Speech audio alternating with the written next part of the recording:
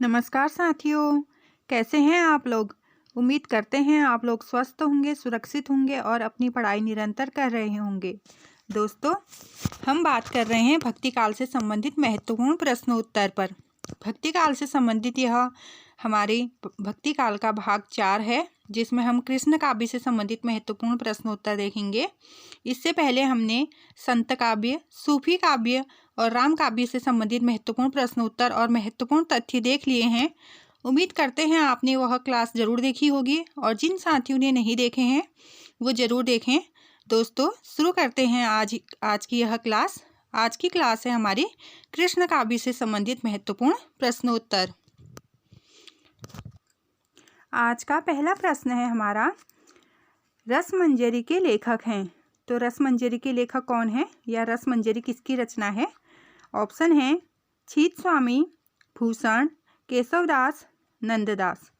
तो दोस्तों, जैसे आप ऑप्शन में देख रहे होंगे कि भूषण और जो केशवदास हैं वो भक्ति काल से संबंधित नहीं है।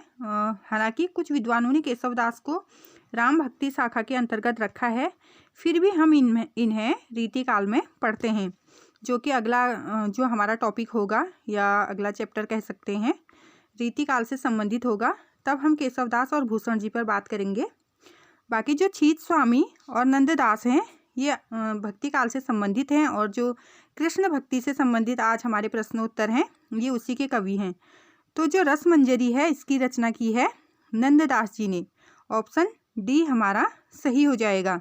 और छीत स्वामी भी अष्टछाप कवियों में आते हैं और नंददास भी अष्टछाप कवियों के प्रमुख कवि हैं। आगे देखते हैं दोस्तों, अगला प्रश्न है हमारा, प्रश्न संख्या 2 है, प्रेम वाटिका काव्य कृति है या प्रेम वाटिका की रचना किसने की है? ऑप्शन है आलम, नागरीदास, रसखान या भारतेंदु। तो हमारा जो प्रेम वाटिका रचना है, पहले देख लेते हैं कि यह किसकी रचना है। यह रचना है रसखान जी की। ठीक है दोस्तों, रसखान जी ने प्रेम वाटिका की रचना 1614 में की थी। ठीक है, इसमें राधा कृष्ण को मालिन और माली के रूप में प्रेमोद्यान का वर्णन इन्होंने किया है रसखान जी ने प्रेम वाटिका में। अर्थात प्रेम का उद्यान जो होता है, वाटिका को ही उद्यान कहते हैं, तो प्रेम का उद्यान है वो। इसी और उसमें माली और मालिन कौन है? कृष्ण और राधा हैं दोस्तों। इसीलिए इस रचना का नाम रसखान जी ने प्रेम वाटिका रखा है। और जो हमारे आलम कवि हैं ये रीति मुक्त धारा के प्रमुख कवि हैं दोस्तों। इन्हें हम रीति काव्य में ही पढ़ेंगे। और नागरीदास की भी एक रचना मिलती है इश्क चमन। ठीक है दोस्तों, और जो ये भारतेंदु जी हैं ये तो बहुत ही महत्वपूर्ण कवि हैं आधुनिक काल के। इन्हें हम आधुनिक काल में पढ़ेंगे। इनके नाम पर ही एक पूरा काल है, भारतेंदु काल। और उन्होंने कम से कम 70 रचनाएँ, काव्य रचनाएँ हैं वो रची हैं। इनके बारे में भी हम आधुनिक काल में पढ़ेंगे। अगला प्रश्न देखते हैं हम। प्रश्न संख्या 3 है, कृष्ण काव्य धारा के कवि नहीं हैं। क्या पूछा गया है दोस्तों? नहीं हैं। तो विभिन्न काव्य धाराओं के कवियों के बारे में हम जान चुके हैं। तो अभी बात करते हैं कृष्ण काव्य में कौन नहीं है और कौन है। तो ऑप्शन है नंददास, नाभादास, छीत स्वामी, ध्रुवदास। मैं उम्मीद करती हूँ कि जो साथी हमारे साथ रोज़ बने हुए हैं वो इस प्रश्न को बहुत आसानी से कर लेंगे और यह बहुत इजी भी होने लगेगा, क्योंकि नाभादास जी से संबंधित मैं बहुत प्रश्नोत्तर जो राम काव्य में था उसमें दे चुकी हूँ कि नाभादास जी राम काव्य के अंतर्गत आते हैं। और इनकी रचना जो है भक्तमाल बहुत ही प्रसिद्ध है। और इनके गुरु अग्रदास, काफ़ी बातें हम इनके बारे में राम काव्य में कर चुके हैं। और जो हमारे नंददास जी हैं और छीत स्वामी हैं और ध्रुवदास जी हैं, ये कृष्ण काव्य से संबंधित महत्वपूर्ण कवि माने जाते हैं दोस्तों। प्रश्न संख्या 4 है हमारा, सूरदास के किस काव्य ग्रंथ पर दृष्टकूट पद संकलित हैं? क्या है प्रश्न? दृष्टकूट पद किस काव्य में सूरदास जी के काव्य दिए हैं और उसमें दृष्टकूट पद हमें देखने हैं कि किस काव्य में दृष्टकूट पद सूरदास जी द्वारा दिए गए हैं। ऑप्शन है साहित्य लहरी, सॉरी दोस्तों ये सूर सागर होगा, माफ़ी चाहती हूँ, सूर सागर जो उनकी रचना है, ये टाइपिंग मिस्टेक है तो इसके लिए क्षमा चाहती हूँ मैं। तो साहित्य लहरी, सूर सागर, सूर सारावली या इनमें से कोई नहीं। तो दोस्तों किसमें उनके दृष्टिकूट जो पद हैं वह हैं हमारे ऑप्शन ए सूर साहित्य लहरी में। साहित्य लहरी जो काव्य ग्रंथ है सूरदास जी का, इसमें दृष्टिकूट पदों की रचना इन्होंने की है। इसमें कुल 118 दृष्टिकूट पद हैं, जिसमें क्या है दोस्तों, अलंकार और नायिका भेदों के उदाहरण प्रस्तुत किए गए हैं सूरदास जी द्वारा। तो प्रश्न यह भी पूछा जाता है कि अलंकार और नायिका भेद से संबंधित उदाहरण किस ग्रंथ में सूरदास जी द्वारा प्रस्तुत किए गए हैं। तो हमारा उत्तर हो जाएगा साहित्य लहरी। बहुत ही महत्वपूर्ण यह प्रश्न है दोस्तों, कई बार घुमा फिर के यही प्रश्न पूछ लिया जाता है। अगला देखते हैं, प्रश्न संख्या 5 है, वल्लभाचार्य का दार्शनिक आधार क्या है। ठीक है दोस्तों, तो क्या है इनका दार्शनिक आधार, अद्वैतवाद, द्वैतवाद, शुद्धाद्वैतवाद या द्वैताद्वैतवाद। तो दोस्तों बहुत बार हम ये दार्शनिक आधारों पर भी बात कर चुके हैं और इससे संबंधित एक शॉर्ट वीडियो भी मैंने अपलोड की थी, उम्मीद करते हैं आपने ज़रूर देखी होगी। तो वल्लभाचार्य जी जो हैं उनका दार्शनिक आधार है शुद्धाद्वैतवाद। ऑप्शन सी हमारा सही हो जाएगा। शुद्धाद्वैतवाद क्या है, वल्लभाचार्य जी का दार्शनिक आधार है। अगला प्रश्न देखते हैं, प्रश्न संख्या 6 है, भ्रमर गीत, रॉ यहाँ से होगा दोस्तों इसमें।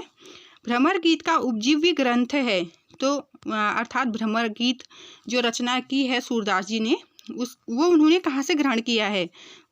किसी भी चीज़ की रचना हम करते हैं या कोई भी चीज़ होता है दोस्तों, उसका उपजीव्य जरूर होता है। कुछ भी चीज़ें हो तो ऐसे ग्रंथ भी होते हैं, जो लेखक होते हैं वो कहीं ना कहीं से उस ग्रंथ को लिखने की प्रेरणा लेते हैं या कुछ ना कुछ तत्व उस चीज़ को वो रचने के लिए ग्रहण करते हैं, तो उसी को उपजीवी कहते हैं।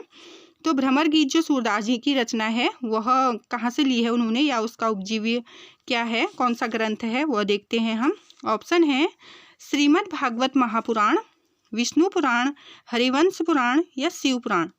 तो भ्रमर गीत जो है वह है ऑप्शन ए श्रीमद् भागवत महापुराण, इसका उपजीव्य ग्रंथ है दोस्तों। इसका जो 10वां स्कंद है इसी को आधार मानकर जो सूरदास जी हैं उन्होंने भ्रमर गीत की रचना की है। अगला प्रश्न देखते हैं, प्रश्न संख्या 7 है।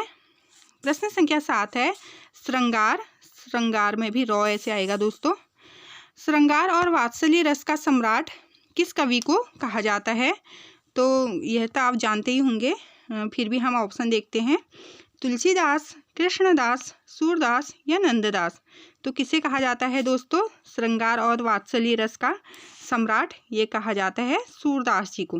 ठीक है दोस्तों, क्योंकि इन्होंने कृष्ण जी के श्रृंगार और उनके जो वात्सल्य रूप होता है, उनका जो बचपन होता है वो बहुत ही मार्मिक ढंग से प्रस्तुत किया है, इसलिए इनको श्रृंगार और वात्सल्य का सम्राट कहा जाता है। श्रृंगार और वात्सल्य रस का सम्राट इनको कहा जाता है। फिर देखते हैं, अगला प्रश्न है, प्रश्न संख्या 8, निम्न में विट्ठलनाथ के शिष्य हैं। तो कौन है इसमें से विट्ठलनाथ के शिष्य। तो इससे संबंधित भी जो अष्टसाप के कवि हैं उनसे संबंधित वीडियो मैं बना चुकी हूँ, और उसमें से वल्लभाचार्य जी और उनके पुत्र विट्ठलनाथ जी के जो शिष्य हैं, 4 वल्लभाचार्य जी के, 4 विट्ठलनाथ जी के, जिन शिष्यों को मिलाकर अष्टसाप की स्थापना की गई है, उनका वर्णन भी मैं अपने शॉर्ट वीडियो में कर चुकी हूँ। उम्मीद करते हैं आपने ज़रूर देखी होगी दोस्तों। अगर नहीं देखी है तो एक बार ज़रूर देखें, उसमें ट्रिक भी मैंने बताया है कि कैसे हम इनको याद कर सकते हैं। तो देखते हैं कौन है पहले विट्ठलनाथ जी जो वल्लभाचार्य के पुत्र हैं उनके शिष्य। ऑप्शन है नंददास, कृष्णदास, कुंभनदास, परमानंद दास। तो कौन है विट्ठलनाथ जी के शिष्य हैं, नंददास जी।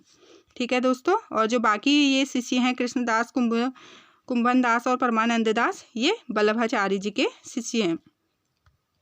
तो दोस्तों मैंने बोला था कि हम इनको कैसे लर्न कर सकते हैं, जो 8 अष्टछाप के 8 कवि हैं उनको।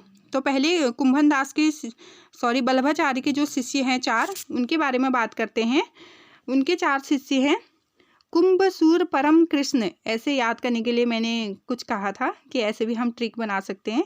कुंभसूर परम कृष्ण, कुंभनदास, सूरदास, परमानंद दास और कृष्णदास। और जो बाकी 4 शिष्य हैं विट्ठलनाथ जी के, वो हैं गोविंद छीत चतुर नंद।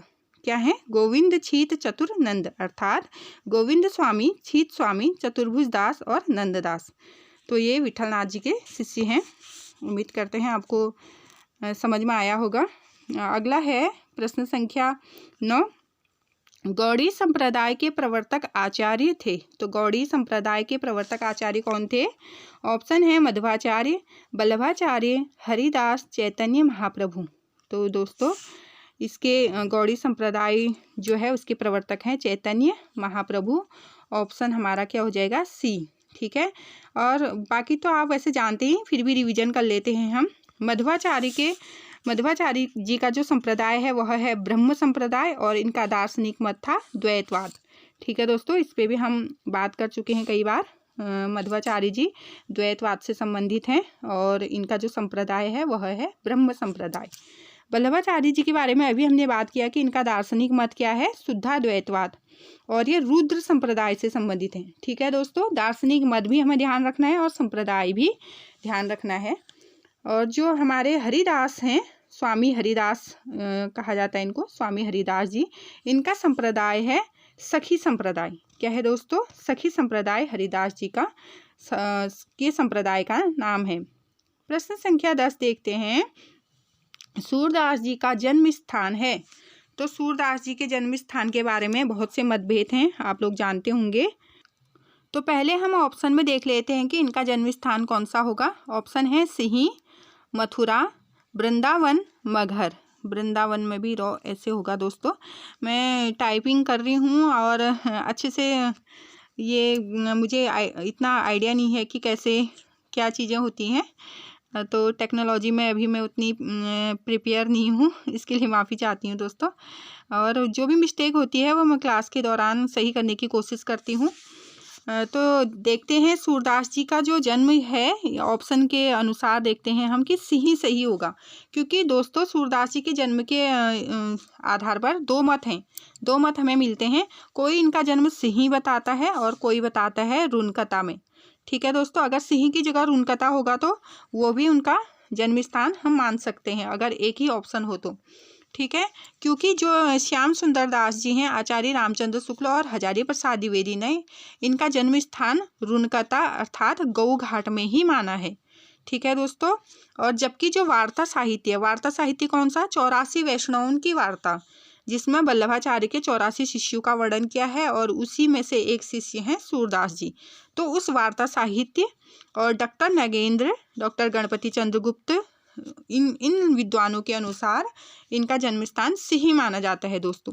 ठीक है, तो दो मत मिलते हैं सूरदास जी के जन्म स्थान के बारे में। और जो ये मगहर है, मगहर में आप जानते ही होंगे कि इस मगहर स्थान में जो कबीरदास जी संत हैं हमारे, उनकी मृत्यु हुई थी। ठीक है दोस्तों, आगे बढ़ते हैं हम। अगला प्रश्न है हमारा, अगला प्रश्न है, यह एक पंक्ति पूछी गई है, तो देखते हैं हम क्या है पंक्ति। थोड़ा छोटा कर लेते हैं दोस्तों इसको। हाँ, ये है प्रश्न संख्या 11 है, काग के भाग बड़े सजनी, हरि हाथ सो ले गयो माखन रोटी। ठीक है दोस्तों, कितनी अच्छी पंक्ति है, एक बार फिर से पढ़ लेते हैं।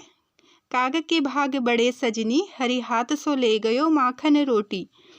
तो यह पंक्ति किस कवि की है? तो ऑप्शन देख लेते हैं, सूरदास, नंददास, परमानंद, रसखान। तो यह किसकी पंक्ति है? यह है रसखान जी की।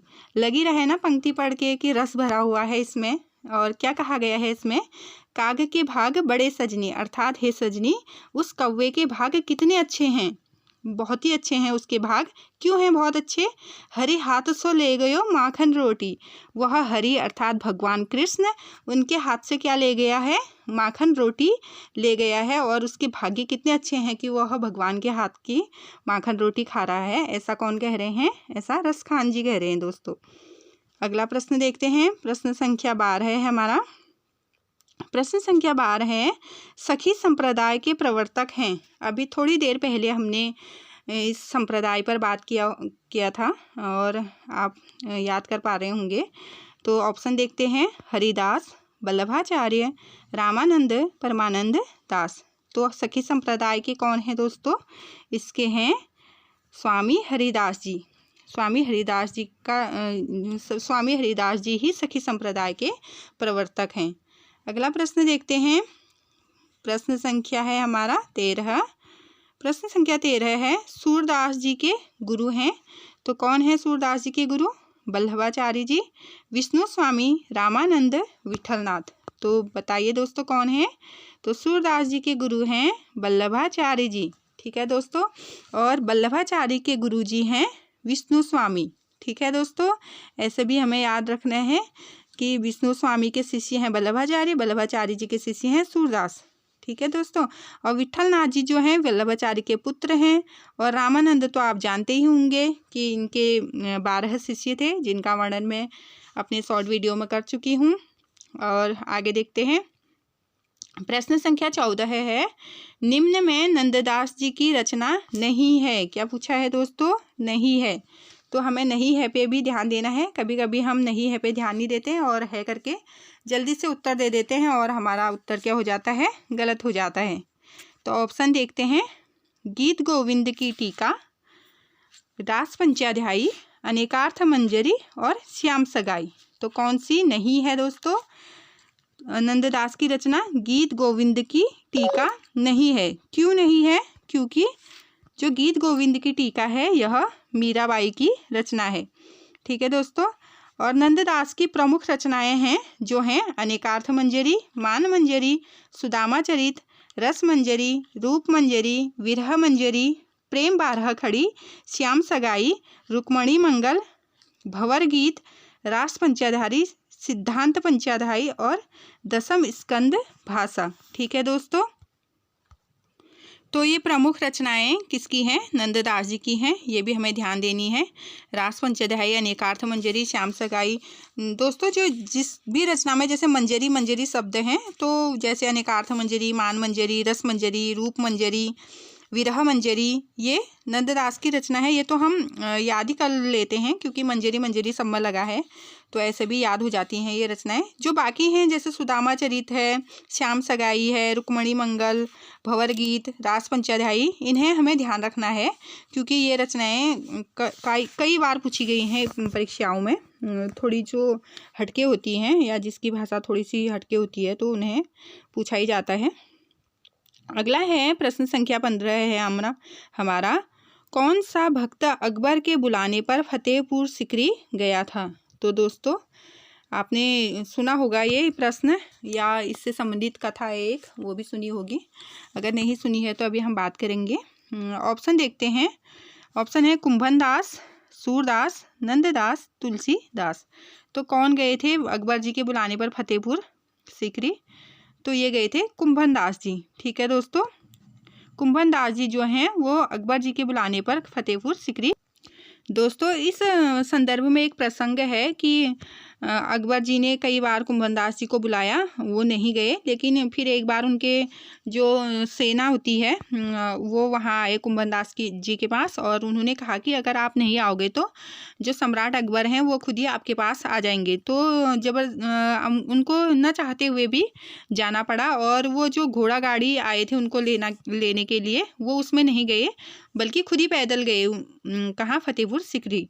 और वहाँ जाकर उन्होंने एक पंक्ति कही जो बहुत ही क्या है प्रसिद्ध और कई बार पूछी जाती है। फतेहपुर सिकरी जाने के अफसोस पर उन्होंने वह वहाँ दरबार में कह दी।